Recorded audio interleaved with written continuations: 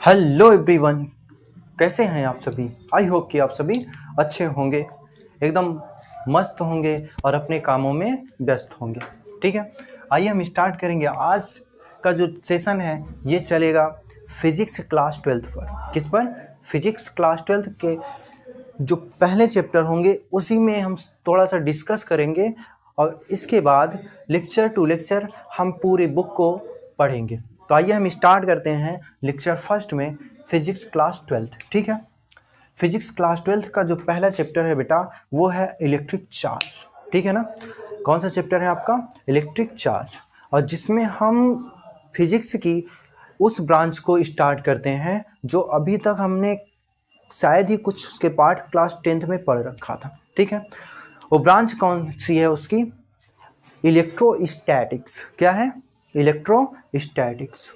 तो बेटा इलेक्ट्रोस्टैटिक्स होता क्या है पहले ये हम समझेंगे। इसको हिंदी में कहते हैं स्थिर वैद्युतिकी। क्या कहते हैं? स्थिर वैद्युतिकी। ठीक है, आइए हम इसको लिख देते हैं। पहला, स्थिर वैद्युतिकी।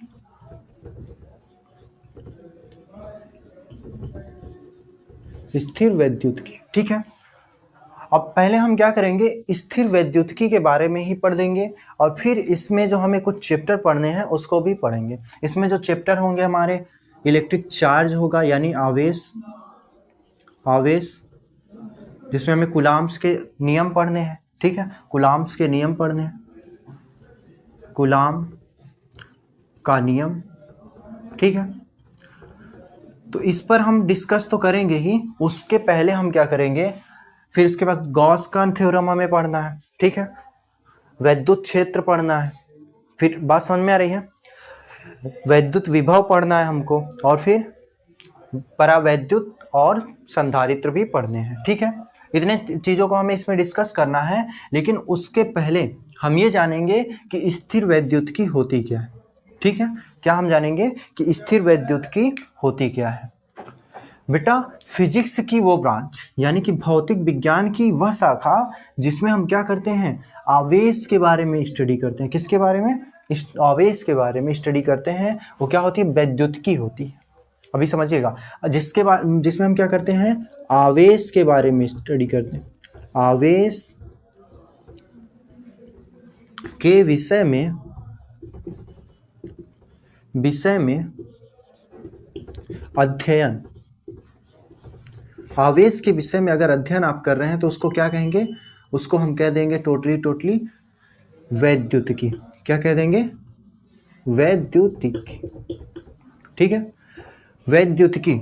लेकिन जब वही आवेश स्थिर हो, क्या हो? स्थिर हो। स्थिर का मतलब होता है रुका हुआ। ठीक है, बात समझ में आ रही है।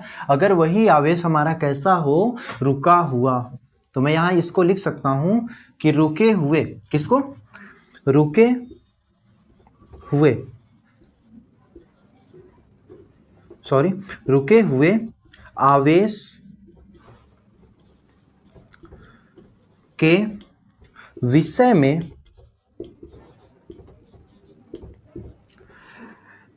स्टडी मीन्स अध्ययन करना। क्या करना? अध्ययन करना। ठीक है बेटा, हम क्या करेंगे, इसमें रुके हुए आवेश के बारे में पढ़ेंगे। ठीक है, हमारा टॉपिक जो होगा पूरा का पूरा, हम जितने भी टॉपिक्स पढ़ेंगे, कूलाम का नियम, उसके बाद एक्सियल पोजीशन यानी स्थिर आवेश के कारण वैद्युत क्षेत्र जो है, क्यू नॉट के कारण वैद्युत क्षेत्र यानी कि जो होता है हमारा शून्य आवेश के कारण वैद्युत क्षेत्र। जितने भी टॉपिक हम इसमें पढ़ेंगे पूरे के पूरे टॉपिक क्या होंगे? रुके हुए आवेश पर बेस्ड होंगे। क्या करेंगे? पूरा का पूरा रुके हुए आवेश के बारे में अध्ययन करेंगे। और जैसे ही आवेश चल देगा तो हम पढ़ना स्टार्ट करेंगे करंट इलेक्ट्रिसिटी। बात समझ में आ रही? करंट इलेक्ट्रोस्टैटिक्स यानी कि चलता हुआ आवेश यानी धारा आवेश। बात समझ में आ रही है, जिसको हम धारा वैद्युतिकी कहेंगे। ठीक है, तो बात इतनी हमारी क्लियर है। तो हम इसमें क्या करेंगे, रुके हुए आवेश के बारे में अध्ययन करेंगे। तो आइए हम पहले स्टार्ट कर लेते हैं। तो पहला क्वेश्चन हमारा राइज होता है कि आवेश होता क्या है। ठीक है, आवेश होता क्या है। ठीक है, तो पहले हम ये जान लेंगे कि आवेश क्या होता है। तो भाई साहब आवेश के बारे में सबसे पहले डिस्क्राइब किया थेल्स ने। किसने? थेल्स ने डिस्क्राइब किया 600 ईसा पूर्व। 600 ईसा पूर्व अगर मैं कहूँ तो कम से कम 2600 साल पहले, सॉरी कितने साल पहले? 600 ईसा पूर्व का मतलब कि 2600 साल पहले, 2600 वर्ष पहले, 2600 वर्ष पहले। किसने? थेल्स ने। थेल्स नाम के एक कैंडिडेट ने, थेल्स ने। अब थेल्स भाई साहब ने क्या बता दिया कि जब भी अंबर, ठीक है ना, और ऊन को, बात समझिएगा, अंबर और ऊन को आपस में रगड़ा जाए तो उनके अंदर एक गुण आ जाता है। क्या आ जाता है?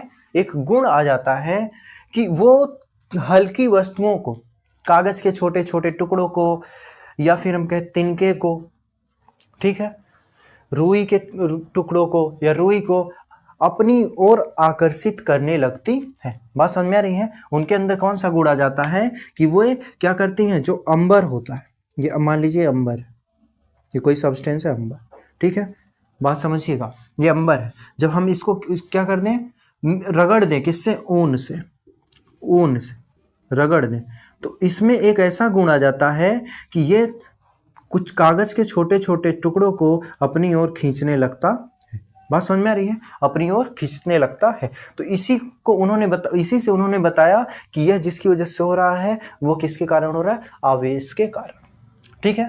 अभी आगे फिर क्या हुआ कि 1600 के बाद, किसके बाद? सन 1600 के बाद। ये पॉइंट इंपॉर्टेंट है आपके लिए, एनसीईआरटी में लिखे हुए पॉइंट्स हैं, आपके लिए बहुत ही इंपॉर्टेंट है स्टूडेंट्स, ठीक है।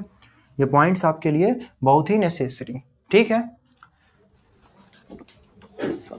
ये बहुत ही इंपॉर्टेंट है, ठीक है। तो अब देखें 1600 के बाद, मैं यहां लिख दे रहा हूं 1600 के बाद। अब 1600 के बाद देखिए क्या होता है कि 1600 के बाद एक साइंटिस्ट आते हैं, क्या नाम है उनका? गिलबर्ट। क्या नाम है बेटा? उनका नाम है गिलबर्ट। मैं लिख दे रहा हूं नाम यहाँ पे, गिलबर्ट। एक साइंटिस्ट आते हैं गिलबर्ट, ठीक है। अब गिलबर्ट भाई साहब क्या कहते हैं, ये बताते हैं कि अगर रेशम को, ठीक है, या एबोनाइट को फ्लानेन या बिल्ली के फर से रगड़ दिया जाए, बात समझिएगा, रेशम या फिर एबोनाइट को बिल्ली के फर से रगड़ दिया जाए तो क्या होगा? इसके अंदर वो गुण आ जाता है कि ये भी छोटी छोटी वस्तुओं को अपनी ओर खींच लेता है। बाद में अभी देखिए इनकी बातों का कोई असर नहीं पड़ा था, कोई ध्यान नहीं दिया था, जैसे इन्होंने डिफाइन किया तो क्या हुआ? क्या हुआ? ये एक जो है समझ लीजिए रिवोल्यूशन लाने वाली चीज थी। उन्होंने बताने के लिए एक रिवोल्यूशन लाया, ठीक है। गिलबर्ट ने क्या बताया भाई कि गिलबर्ट ने बता दिया कि वही बात कि अगर हम क्या कर दें कि रेशम और एबोनाइट को बिल्ली की फर से या तो फिर फ्लानेन से रगड़ दिया जाए तो क्या बनता है? उनके अंदर एक गुण आता है जो वो छोटी छोटी वस्तुओं को अपनी ओर खींचती है, ठीक है। जैसे कागज के टुकड़े को, कागज के टुकड़े को, ठीक है, कागज के टुकड़े को। इसके बाद हम डस्ट को कहें, डस्ट को, धूल को, समझिएगा, धूल के कण को, धूल के कण को, बात समझिएगा आगे। उसके बाद और हम क्या लिख सकते हैं? तिनके को, तिनके को क्या करती हैं? अपनी ओर खींचने लगती हैं। और ये केवल उन वस्तुओं में नहीं, दुनिया की सभी वस्तुओं में, ठीक है ना, यूनिवर्स की ज्यादातर वस्तुओं में ये गुण पाए जाते हैं, ठीक है, कि अगर वस्तुओं को आपस में क्या किया जाए? रब किया जाए, रगड़ा जाए, तो उनके अंदर एक गुण रिलीज हो जाता है, एक प्रॉपर्टी रिलीज होती है कि वो छोटी छोटी चीजों को अपनी ओर अट्रैक्ट करने लगती है, ठीक है। फिर आते हैं सर थॉमस ब्राउन। कौन आता है बेटा? Sir Thomas brown. अब बात होती है किस पर? सर थॉमस ब्राउन पर। सर थॉमस ब्राउन, ठीक है। सर थॉमस ब्राउन का क्या स्टेटमेंट है? ये बात है 1646 की। कब की बात है? 1646 की, ठीक है ना, 1646 में। तो ईयर 1646 में इन्होंने क्या बताया कि इसी को क्या कहते हैं? इन्होंने नाम दे दिया, इसी को क्या नाम दे दिया? विद्युत। और फिर बाद में इसको स्टडी करने के लिए इन्होंने एक ब्रांच बनाई स्थिर वैद्युत की। बात समझ में आ रही है? यानी कि फिजिक्स की इस ब्रांच का नामकरण करने वाले कौन है? Sir Thomas brown. ठीक है, बात क्लियर है? चलिए मिलते हैं हम लोग नेक्स्ट वीडियो में, जिसमें हम बात करेंगे चार्ज के बारे में कि चार्ज होता क्या है, और उसी के साथ साथ हम पढ़ लेंगे चार्ज की प्रॉपर्टी, और उसमें हम कूलॉम्स के नियम को भी पढ़ेंगे। मिलते हैं नेक्स्ट वीडियो में। Thank you students.